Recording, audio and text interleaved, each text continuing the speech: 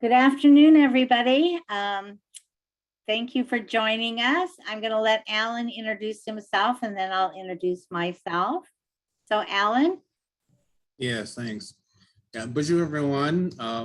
First, my cultural introduction here. Jawana Danini Dijnakas, Bawating Anishna Bek and Dunjaba, Mung Dotem, Bandiji Gokwe Jinkazo.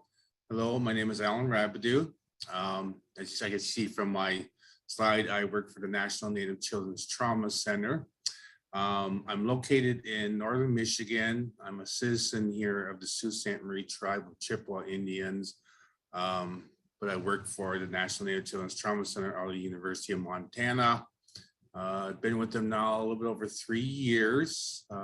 Prior to that, I was an independent consultant for many years, doing technical assistance for a lot of SAMHSA grants. Kind of background is in child welfare, juvenile justice, and children's mental health.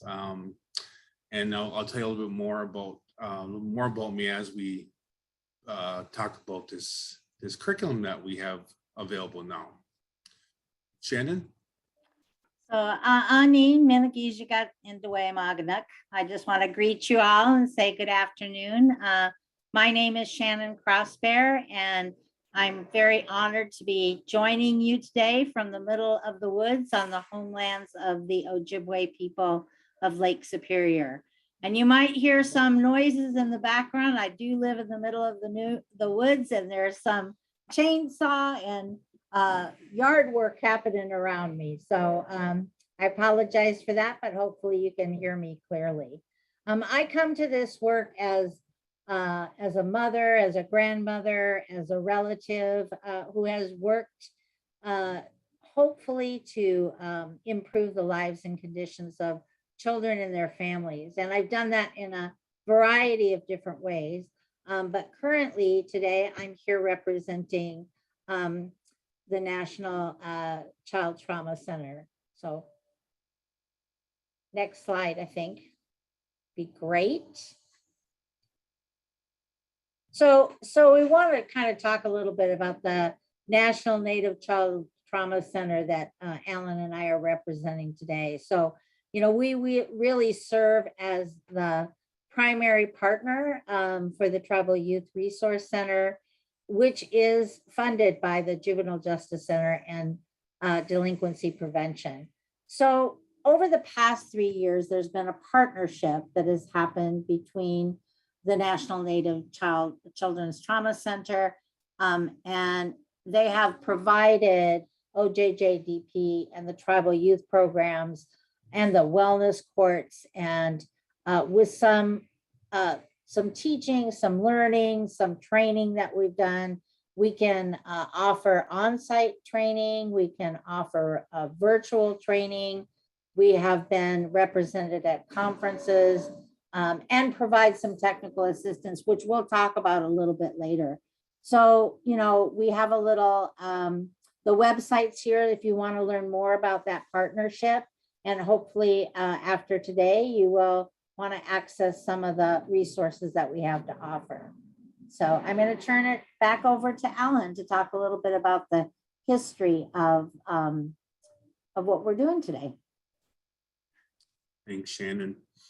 So walking the 4 directions, the title of the slide or the webinar says a social emotional learning curriculum, is also walking the 4 directions, traditional view of discipline, is a curriculum that actually has a 20-year history. Boy, it sounds like, you know, when I think about that. And with the picture there here, it's been a long, hard journey at times. Other times it's, you know, it's a little bit easier, but it's been really about, for me, blazing kind of this trail through this opportunity to provide a curriculum to tribal communities. So back when this started, this is back in my days when I was doing specialized foster care. I was able to join a kind of a parent support group, and it was parents, foster parents, and even professionals that worked in this community with troubled youth or youth that had social emotional issues. And we used to get together on a weekly basis, and I found a lot of value in this support group. And I remember, I'd be having a rough day, and the boys, I had 4 teenage boys living with me at any given time. And I remember going to this meeting, just wanting to, complain about how my boys have been, not coming home on time, or how they've been sarcastic with me or arguing with me, or, just the issues that have been going on. And I'd be telling my story in this group, and one parent would say, "Oh, you think you got it bad? Our kids are like defecating in our tennis shoes." I'm like, holy man, like, my boys are angels compared to what these other foster parents are going through, or parents. Anyways, but the big value of this group was to really share ideas with each other on what works and what helps us when we're having a hard time working with these children. And then I think most of us were representatives or came from the local tribal community. So one day somebody had asked the question, "Oh, well, what does our culture say about discipline, or how we're supposed to discipline children?" And so we started talking about that, and then ultimately what ended up happening is, once we had figured out how the culture, and for us, the Ojibwe Anishinaabe people, were medicine wheel people. Once we kind of had that framework of the medicine wheel, then we started saying, okay, so here are some training ideas or techniques or whatever that we've learned that fit within that medicine wheel. And of course, if they didn't fit within the medicine wheel, we kind of discarded it.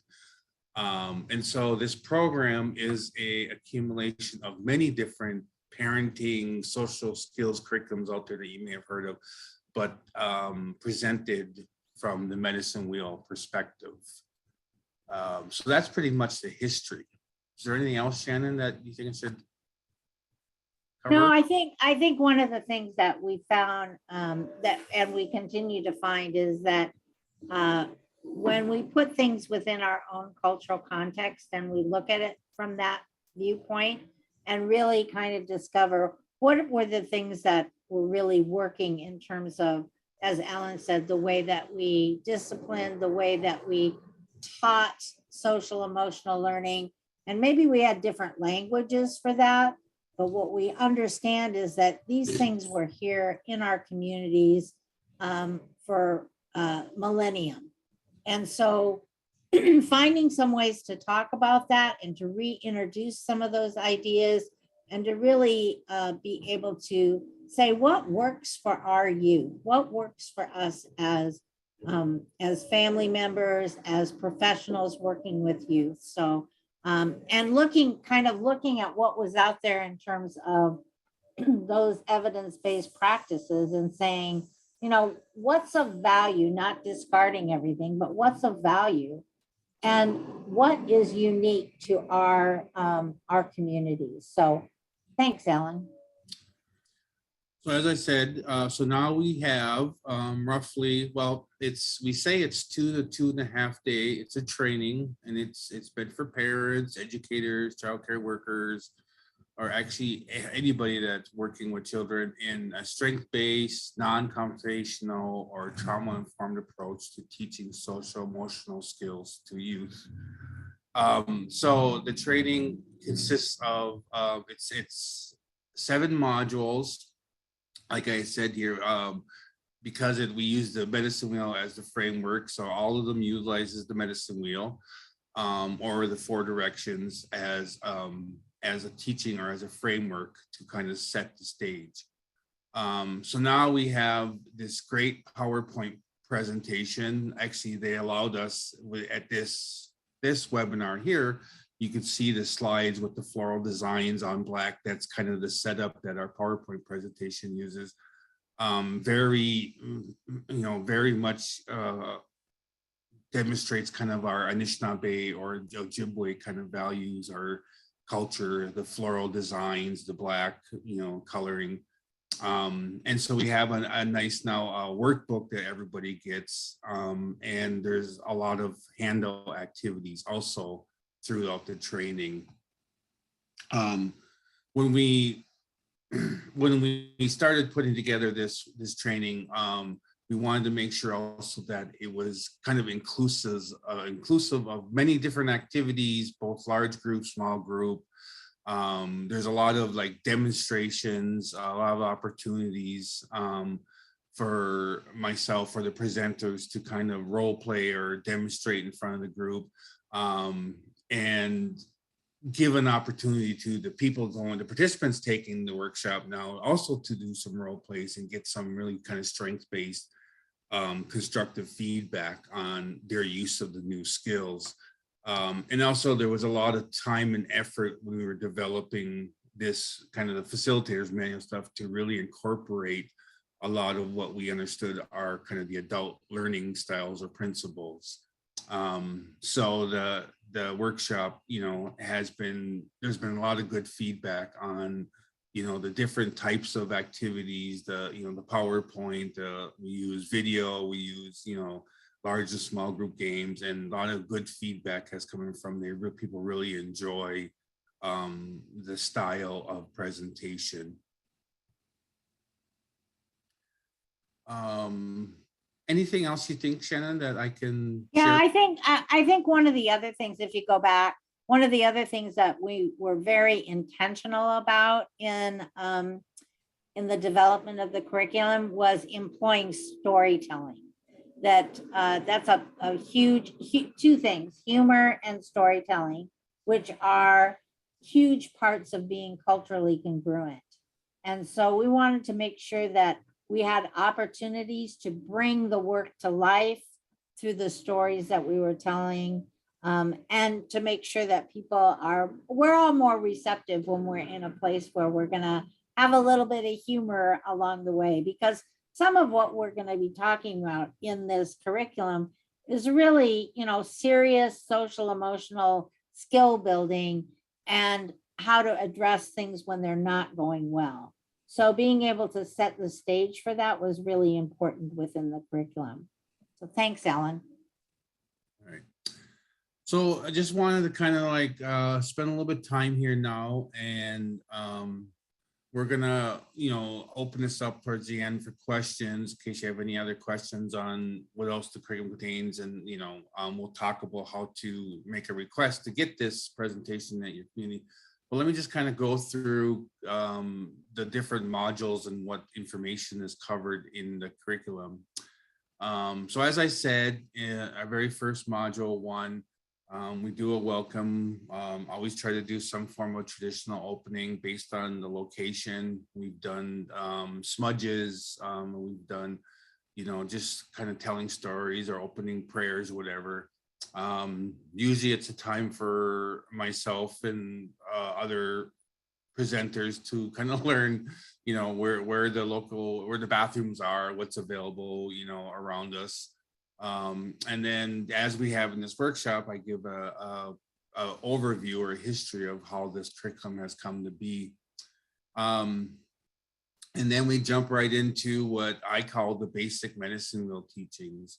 As you see on the slide here, you know, some of the teachings are like the 4 directions, the 4 cardinal directions, the seasons of the year, stages of life, and there's others that we talk about. 2 of the big concepts that we also cover in this first module are also the relational view of the world and kind of laws of nature. This idea that everything's related and that, you know, nature, you know, we as Native people are used to looking at nature for life lessons and how, you know, nature teaches us things. So that's pretty much module 1 that takes about the first half of the day. We then move into module 2, which has been named the advanced teachings of the medicine wheel. Again, just more medicine wheel teachings as I've learned growing up. As you become an adult, you know, those teachings don't stop. When you attend powwow, other ceremonies, you know, our elders give us other teachings. So we talk about the holistic view of health, the four needs that we all have that you see here on the slide is given, and again, many others. We also developed a really neat activity where you can do kind of a self-assessment of your personal balance. There's a set of like 20 questions that you answer, and then you kind of color in a medicine wheel based on your answers to see how well balanced you could say your life is at the current time. And then along like with that, there's our other group kind of games and activities that we do in module 2, because it's really important, as I said, that this is the framework that we want to set the medicine wheel teaching. So we want to make sure everybody has a really good understanding. I did want to comment that, one of the reasons why, I think we're really proud of this curriculum is that most of the time our agencies, organizations, or programs, we go off, we learn a program or a training or whatever, and we take it back to our communities and we try to figure out how to fit our culture into that program. And so we've been really, really intent on laying down the cultural foundation first. So we want to lay down the cultural foundation first, much like that support group did. Once we understand the culture, and then we look at, so what techniques fit into those medicine wheel teachings or those value systems. So then we jump into kind of the meat of the stuff. The module 3 goes with the spiritual gifts of the East. So you've learned kind of in the first 2 modules, this idea of prevention, praise, practice, and problem solving. So we really cover each of those 4 things in detail. So module 3, we talk about prevention. As Shannon said, we use a lot of storytelling. We tell how storytelling is a prevention technique. We also talk about the teaching of the Cradle board, and how the Cradle board is used to teach social emotional skills.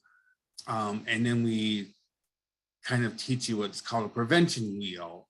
All of these modules have a specific kind of main wheel attached. This one is prevention wheel. So the steps kind of like that you would take to sit down and introduce a social skill to a youth. And of course, along with that, we talk about how rewards are necessary and how important it is to give youth good reasons, and not to give away too much of the program, but a good reason to a youth would be something that's related to how it's gonna benefit them with their sense of belonging, their sense of enjoyment, their sense of power, control, or their sense of independence or mastery. So we teach them about that, and how to give good reasons to youth. And like I said, I don't want to give away too much of the program, but in a nutshell, that's kind of this module. We then move on to the next module. I think we're just ending up the first day, and we're getting ready for the second day, but module 4 is genuine praise and what makes praise good. We talk about this rule of the 4-to-1 ratio. We talk about how praise can be more authentic and meaningful to youth. And then we, again, like others, we have a wheel called the praise wheel with specific steps on how a person can praise a child in a teachable way. And of course, this is done again through role plays and feedback. And for people that go to trainings and are kind of scared of having a role play, the role plays are a major part of this curriculum. So we kind of introduce them in a gentle way, but everybody's kind of expected to do some role playing and get some feedback from the presenters on the use of these skills. So again, we're in the second day. We then cover module 5, which is called Physical Gifts of the West. And sorry about the formatting on the slide. Words got kind of jumbled together here, but we developed a practice wheel, and this is the session on what to do about kind of inappropriate behavior. Although it's something that we don't really focus on, there is a need to talk about using consequences and what we mean by flexible consequences, and then continuing to give youth good reasons to why they should engage in these social emotional skills as we're trying to teach them. So again, this is a good session, and what's presented here is the actual wheel that comes from the training with the steps of, you know, how you go through this process of teaching a youth a social skill using these 8 steps in this case. So, and then of course, not lastly yet, but the module 6, we're kind of we're at the end of day 2. We talk not only about, you know, how to teach kids social skills, but a big part of the program is also about sharing power with you. So we have a problem solving wheel or technique where how you can teach a youth problem solving skills. We also talked about how talking circles are a way to problem solve with a group of people, how everybody can be heard, and how, you know, people learn to listen to each other talk. And so module 6 is really about giving power again to youth, how they can problem solve on their own. Lastly, and this is the half day, the 3rd day, which is the half day. We have omitted this in some cases, but I really try to emphasize the need to get through this. But because what this is the last module, the last half day, is a kind of pulling it all together. You've learned all these different skills and techniques. And so then what we are able to do is we look at 3 specific youth: Hyper Hank, Angry Andrew, and Sad Sarah. And each of them have their own issues and things that they're dealing with in the world. And we talk about, you know, how best to use these skills to help these 3 youth. So it's kind of like a case vignette or a behavioral intervention planning. We break into groups. Some people take Hyper Hank, others take Sad Sarah, others might take Angry Andrew. And then you just spend the time kind of pulling it all together, everything that you learned over the first 2 days, and, you know, putting together kind of like a plan on what you can do to help these youth. Of course, this last module, last half day, we always have to have time to kind of celebrate the time that we spent together. As Shannon said, there's humor, so we've had some laughs together. We've done a lot of, you know, we've had fun together. Most of the time, people try to find a way to provide lunch so that we can have lunch together in between the sessions, and, you know, just kind of spend some time with each other. So we have like a celebration kind of activity. Everybody writes a note to themselves that they will get some time in the future about their experience. And then we have these really nice certificates of completion that we give. That became important because there was a lot of requests over the years for people wanting to turn this information in for CEUs. And so we provide a certificate of completion with, I believe it's like 16 contact hours. You have an agenda, and then the presenters usually have a bio or something available, and you turn that information into whichever organization you use for your CEUs. We don't offer them ourselves at, like, even though we're attached to University of Montana, we're unable at this time to offer our CEUs, but give you all the information that you need to submit for your own. And then, of course, like we're going to do today, there's the need to collect a valuation, and then we try to close in a good way. Yeah, so that's our 2.5 days together, and kind of really what we've covered in all of these different modules. Yeah, so I think one of the things that I really appreciate about as this curriculum has been developed, a couple of things is, one is, of course, being strength-based. But in addition to that, to watching how it unfolds in terms of really being on that continuum from prevention to intervention, back to prevention, to really skill building, and then cementing that in actual being able to practice. So the first, as Alan was saying, you know, the first couple of days of the training, well, the first day is really all about really grounding in the model of the 4 directions. So, because everything's going to be applied to that. So really getting that as a foundation. And then the second day is really about explaining and being able to look at how then to use this 4 directions in a way that supports skill, social emotional skill building. And so that time, and then the third, this half day is really about now, how do we practice and actually put it together? So, and I do think that it's an important piece of kind of the unfolding, because I think, Alan, we've learned along the way that, you know, the curriculum, people enjoy it.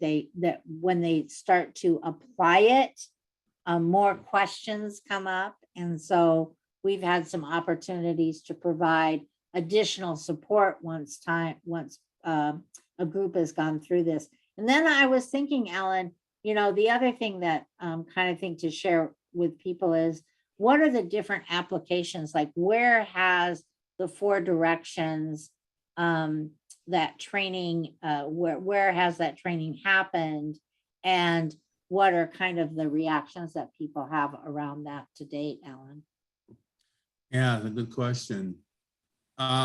So, as you know, originally this was kind of intended for parents, foster parents, as a curriculum, training for them. That's how it originally started. But I think of one audience that's been very popular with his educational professionals, teachers, parapros, particularly special education programs have really found a lot of value and benefit in this training.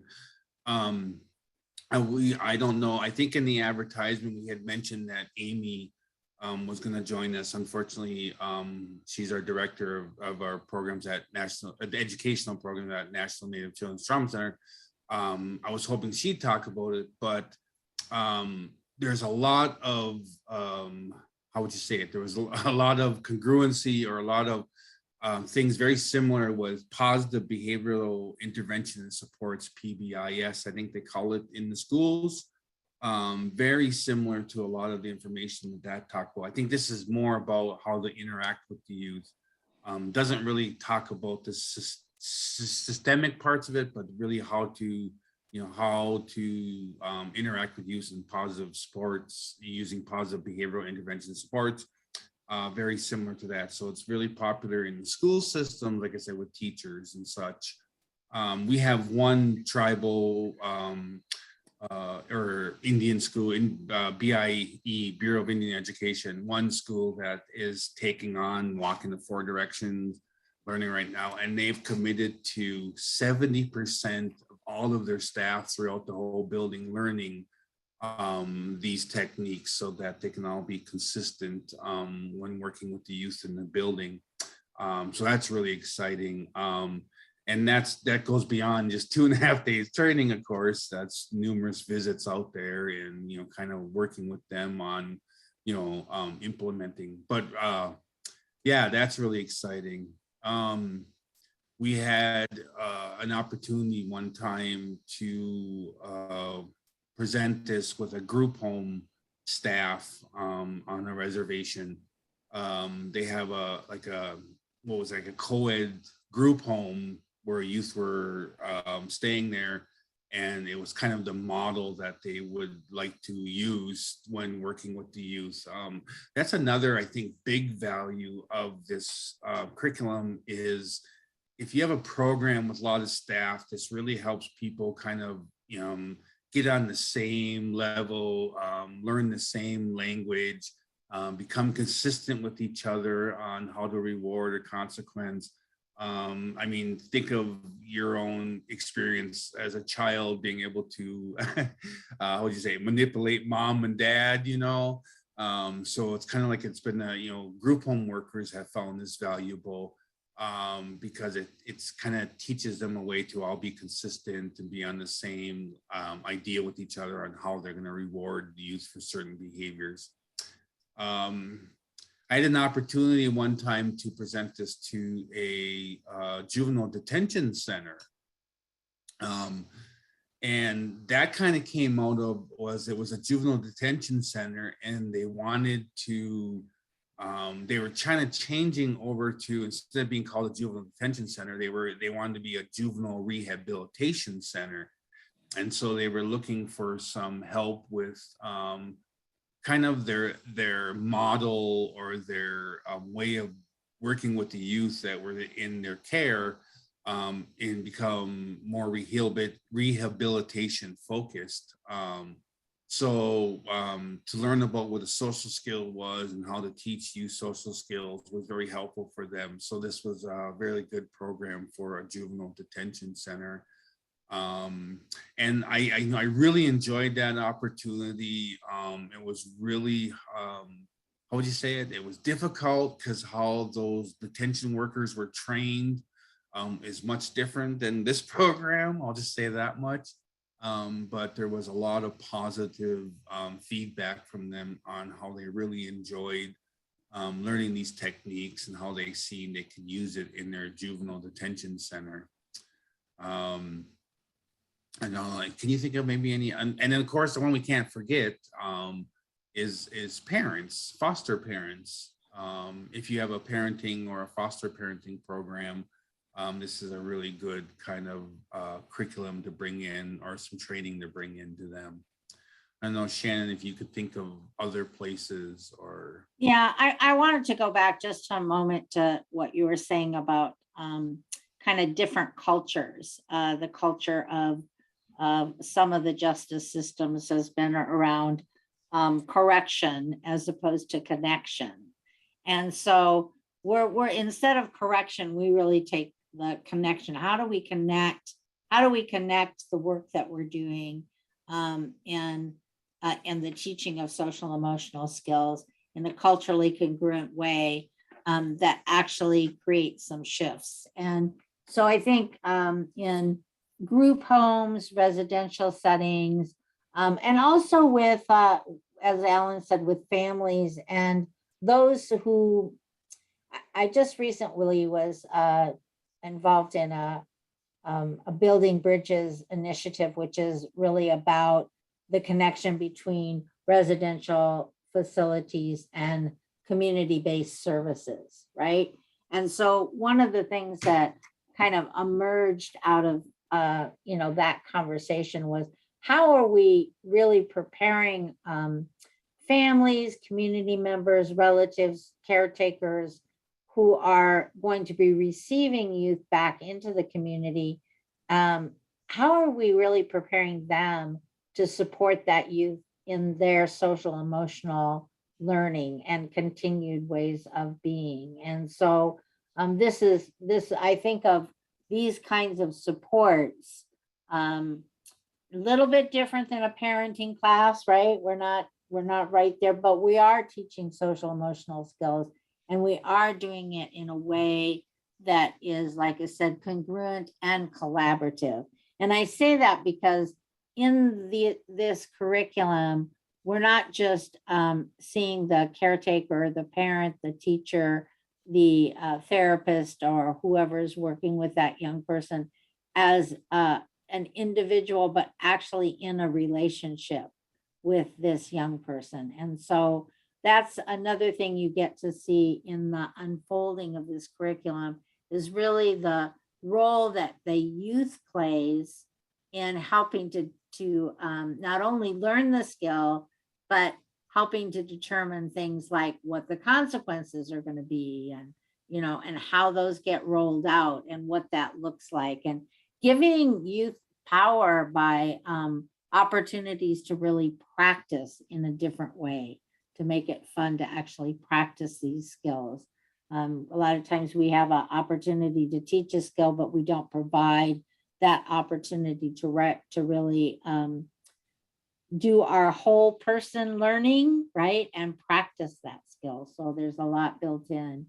So I think there's a lot of different applications for it. I think the thing that I've found, and I haven't been as intensely involved in the training as Alan, of course, but what I've found in the opportunities that I've had to work with this curriculum and train in this curriculum is what people say, right?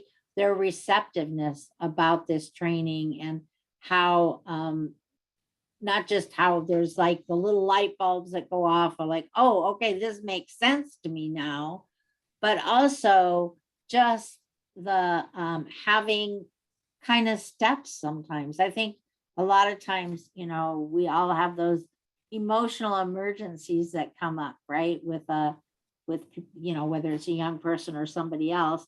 And on a refrigerator, we all know, if there's a fire, what do we do? Drop and roll, right? We get those, like the 3 steps to do: stop, drop, and roll, right? Stop, drop, and roll. Very simple, something to remember in the moment that that's happening. And we have things like mental health first aid that are out there, and other things that are like this. But this actually gives you an opportunity to say, what do this action, this interaction happened. What do I do now? Where do I start? And so this is another one of those, here's the first step, here's the second step, here's the third step, and here's the fourth step. And, really being able to do that in a supportive way. So Ellen, and I don't know if you kind of what feedback you've gotten along the way about this curriculum and how people are using it, if you've had any feedback about that. Yeah, one thing I take pride in is before we leave, we always do an evaluation, and we do our best to collect those results. I wish I had exact numbers for you, but to date, this has been presented to hundreds of educators, parents, foster parents, group home workers across the country, and we have evaluation from all of them. And a lot of the comments are around, that they really found this training helpful for their job. They really like the cultural humility, or the cultural congruency, or how respectful the presenters are towards their individual cultures. A lot of comments around, this is I love it. It's Native American based. Not much out there today. This will really help me. Yes, we have really positive results, and even going way back to the beginning, when every evaluation we collected in the beginning, everything was very serious, and it wouldn't be without, it's because of those evaluations that the training looks like it does today. The workbook and the PowerPoints and how it's presented in the games, that all came out of people's feedback on, it would be really nice if, you did this or that, and we took those comments seriously. And as a result, we have what we have today. Like I said, that workbook, there was a picture early on, but it's just this great tool that people then have to keep with them, to be able to go refer back to, and that whole workbook came out of evaluations. And like I said, it's been used. We had one group who, I remember their comment there, it was a after school program, how they were now part of the school because they brought this training in. So the kids went to school during the day, and then during the after school program, the teachers, found a way to get message to the workers that, hey, this student needs help with learning how to stay on task, or this student needs help learning how to follow instructions, and so it connected the school day to the after school program. So, and the after school program were really excited because they could, now there was something they can directly do to help those students in their schoolwork during the day. So that was a really nice comment, or something that somebody had said, an application that they came from this. So yeah, many applications, and a lot of, like I said, I just tons of stories. I wish you could see here and tell you stories of all the different experiences over the years with the different groups, and the comments that I get from teachers and stuff. I'm always getting an email saying, oh yeah, I had this experience with this youth, and I used some of these techniques, and my favorite, of course, is always one of the comments we always seem to get on the end of the workshop is that people went home and tried this on their husbands or wives, and it worked. I always thought that was funny. So that's not what it was meant for, but okay, if that's who, if so be it. But yeah, no, a way to teach somebody appropriate social skills or behaviors in a certain situation. So I don't know, anything else, Shannon? Yeah, no, I think that's great, Alan. The other thing that I think maybe touching upon, because people are often asked, they're looking for training around an evidence-based practice. And while the 4 Directions doesn't have that designation at this point in time, what it does have is, and that's what I was kind of getting at, is it does have community-based evidence over a period of time where people have had this training, implemented this training, and then gave us, feedback. We're still in the process of collecting that, so that the more that we have that community-based evidence, it may or may never get to that gold standard of evidence-based practice as it's currently described in the Western academia. But it does have, like I said, that community-based evidence. So because we all want to know, I mean, if we're gonna spend the time learning something, we want to know that that it's going to be helpful, and that it actually has some viability to it working with the populations that we're talking about.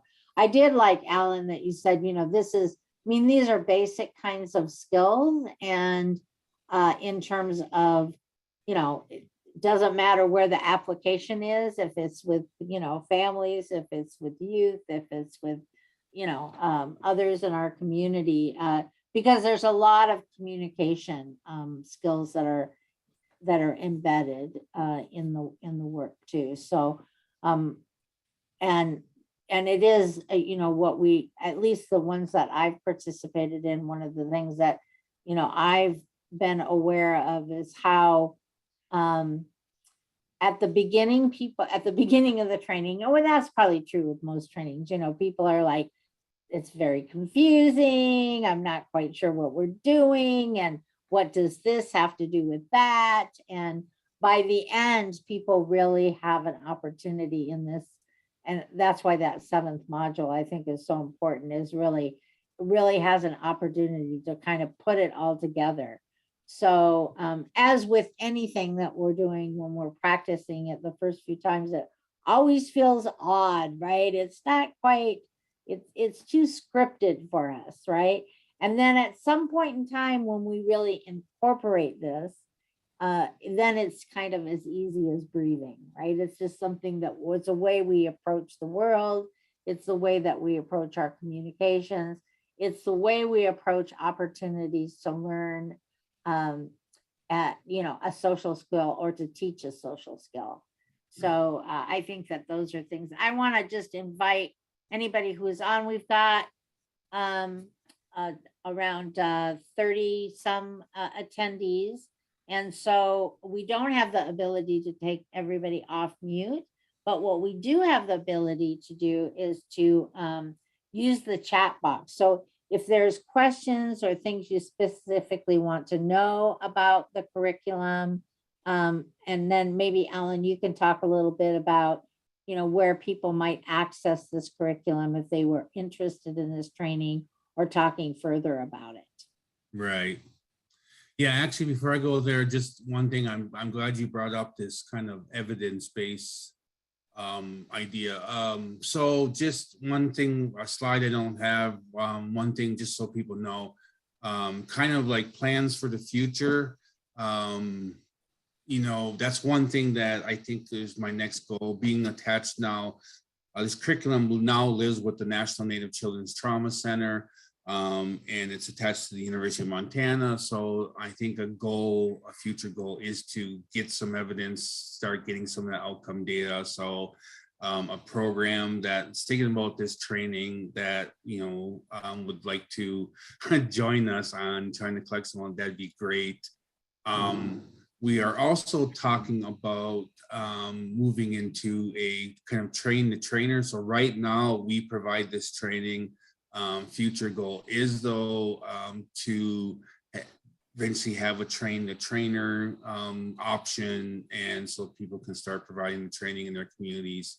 So yeah, so eventually, like I said, collecting that data and moving into a train the trainer is kind of one of our future goals. But every time I talk about, you know, that train the trainer, we're right back to, there's always another small change that we make to the curriculum. Like there's always something that we learn from presenting where we come back to the office and Amy and I are like, well, you know, we need to change the workbook, or we need to change this, or we need to add this, you know, so I wanted to comment on that. But as far as, I want to leave a few minutes for people to ask questions. We have, you know, just under 15 minutes, but yeah, so requesting the trainings, I think is really easy. You can visit the National Native Children's Trauma Center at the website. There's a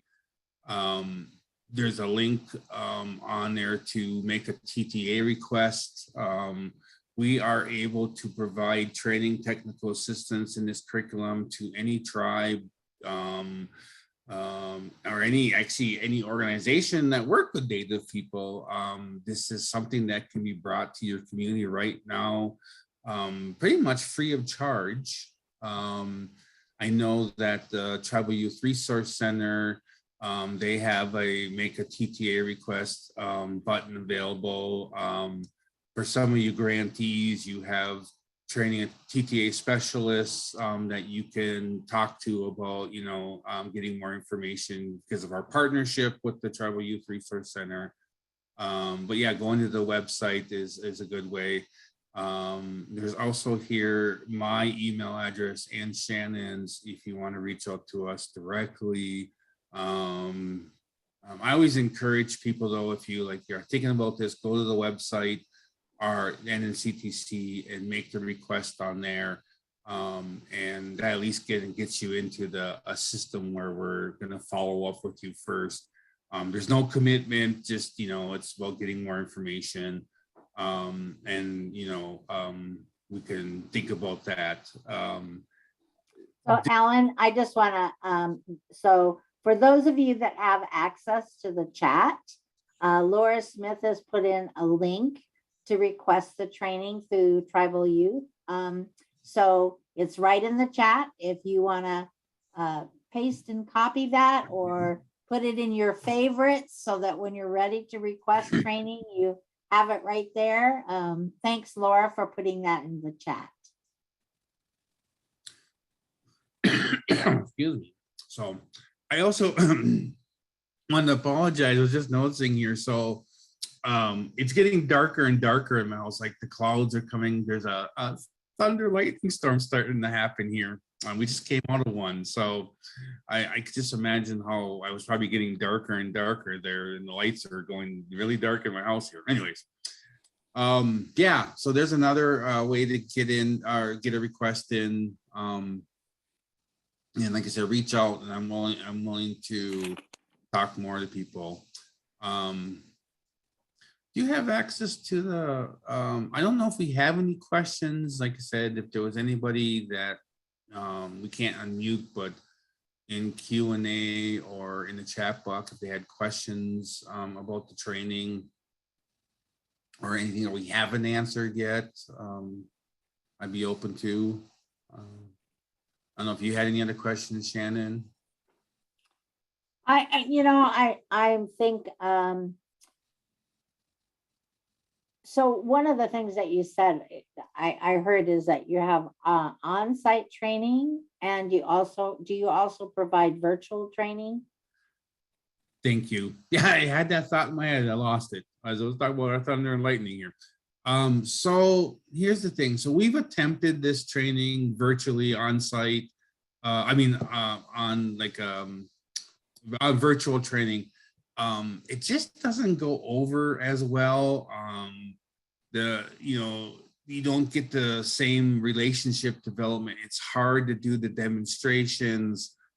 Some of the large group, small group activities are hard to replicate virtually. So yeah, so we just kind of decided not to do this virtually. I know in this time of we're still dealing with pandemic and things are changing every month.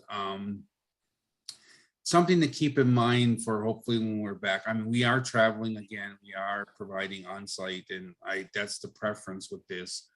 So right now we're encouraging on-site. So the University of Montana, the National Native Children's Trauma Center, we have a policy kind of in place on looking at what we can do or how we can set up the room for the best, to protect everybody, and that's still important.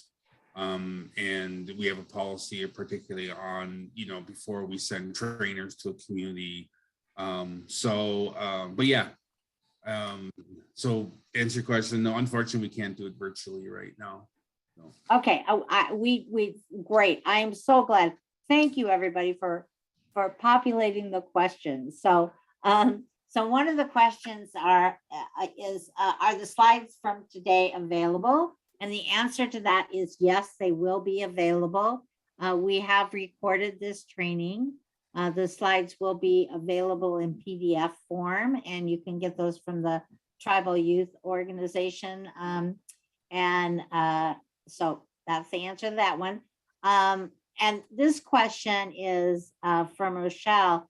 Do you have opportunities for virtual training or for singletons and that we could share with our teacher communities? So I'm thinking the question, Rochelle, is really around whether we would do this training for a single individual. I don't know the answer to that. I would think that we might have things like this that are available, like the recording that you might share, that if there was, and then to get a community interested in it, or to find out when a training is going to be held that you could come to. Maybe you have a different answer, Alan. Yeah, actually, one thing I did think about was that we've talked about this as possibly because we have requests for, I love that term, singletons, requests from communities where there's only one or two people. We are talking about possibly offering the training at the University of Montana and then kind of putting out an announcement, and then people would have to travel to us. We unfortunately wouldn't be able to, of course, pay for everybody's travel, but the training probably would have no fee attached to it that way. So something to definitely, and thanks for that question, Rochelle, because that makes me even more now motivated to think about scheduling something here in the near future for those communities that only have one or two people, and then they can come and take back information. Right. So just kind of to circle back to the slide question, and Laura put it in the chat, but the PowerPoints and recording will be emailed to everybody that attended today following this session, most likely by tomorrow.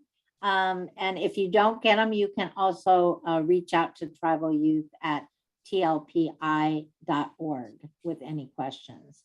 So Kelly was wondering whether there's a table of contents or an outline of the curriculum that's available, knowing that you don't want to share the entire curriculum without the training, but possibly that could be something else that might be able to be shared, Alan. Yeah, that's a good suggestion. Thank you. I think the description of these slides, the module 1 through 7, that's pretty much the entire content of what's presented there. But definitely I'll look at, and maybe Amy and I can talk about putting out something in the future, newsletter or something like that, the table of contents of what's covered in each of the sessions and a typical agenda. That's a great idea. So yeah. And then Jerry was wondering, well, actually I had another suggestion, which is a great suggestion. Consider doing a pre-conference workshop at the National OJJDP TYP conference in the fall. yeah, it's a good idea. Thank you, Jerry.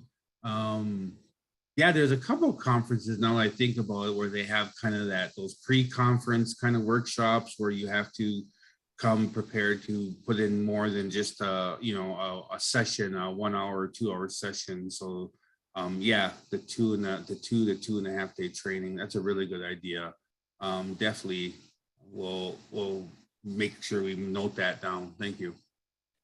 And then Denise said that they have a body that serves both youth and adults, and wondering if that was a barrier to this kind of training. If so, is there an adult framework that could be combined in a training? Yeah, another good question. Yeah, thank you for these great questions. So typically, there was questions in the beginning about some of the material for even early childhood. And there's one of the steps in the training is giving the youth a good reason. So of course, you're rationalizing with the youth.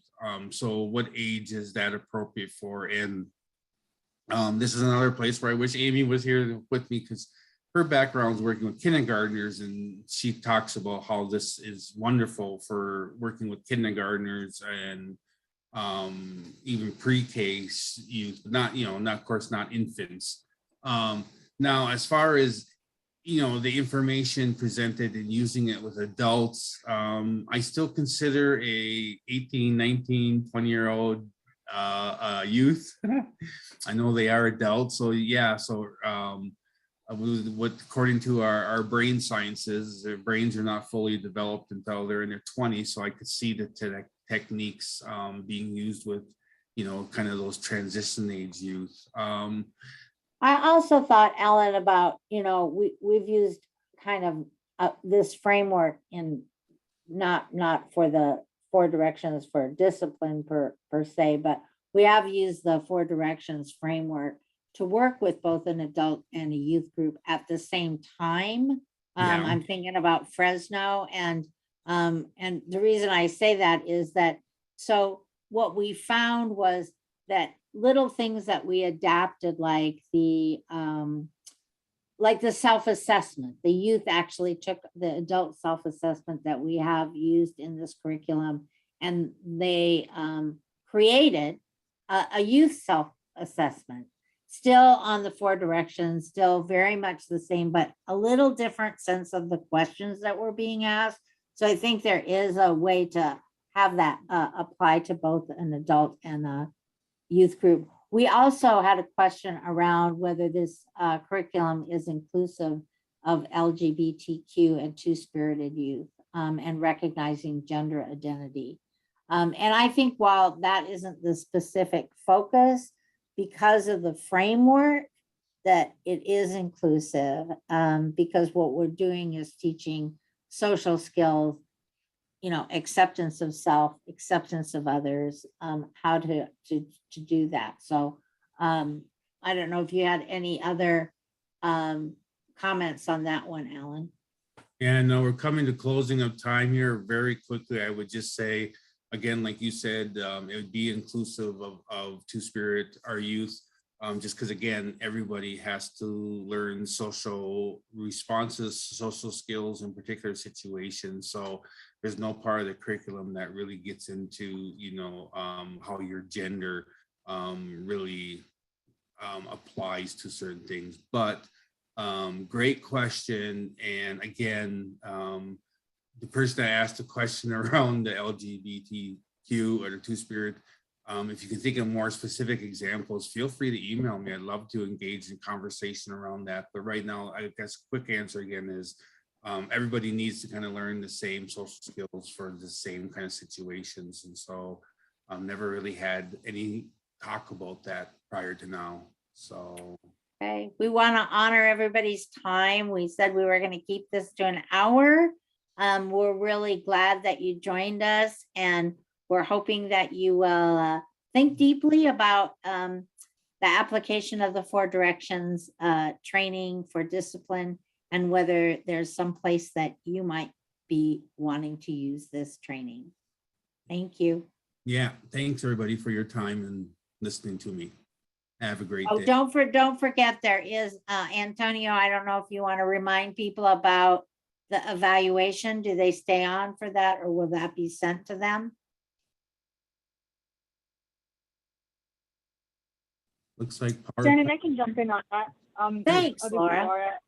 Yeah, I dropped the link to the evaluation in the chat, so it's really quick to complete, and so we really appreciate you sharing any feedback with us. And then that link will also be included in the follow-up email we send in the next day or so with the PowerPoint and the with the PowerPoint and the recording. So, but it is in the chat right now. Thanks, Laura, and thanks everybody.